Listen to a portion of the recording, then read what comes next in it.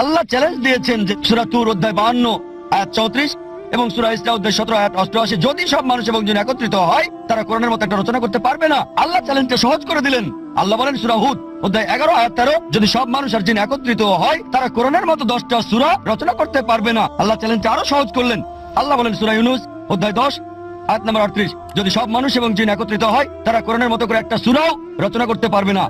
আল্লাহ এটাকে আরো সহজ করে দিয়েছেন। সূরা বাকারা অধ্যায় 2 আয়াত 23 এবং 24 আল্লাহ বলেছেন যে وإن كنتم في ريب مما نزلنا على عبدنا فأتوا بسورة من مثله, যদি তোমরা সন্দেহ করো যা আমি আমার বান্দা নবী মুহাম্মদের উপর নাজিল করেছি সময়ে সময়ে, তাহলে একটা সূরা রচনা করো কিছুটা অনুরূপ, মিন মিসলি, একই রকম না। وادعوا شهداءكم من دون الله إن كنتم صادقين, আর সাহায্যের জন্য ডাকো এবং সাক্ষী রাখো আল্লাহ ছাড়া যে কাউকে, যদি তোমরা সত্যবাদী হও। এটা চ্যালেঞ্জ, একটা সব সময়ের জন্য চ্যালেঞ্জ। অনেকে চেষ্টা করেছে, চরমভাবে ব্যর্থ হয়েছে। যদি মনে করেন এটা আল্লাহ ছাড়া অন্য কারো কাছ থেকে চেষ্টা করেন একটা সূরা রচনা করতে, এটা চ্যালেঞ্জ। কখনোই কেউ পারে নাই, আপনিও পারবেন না।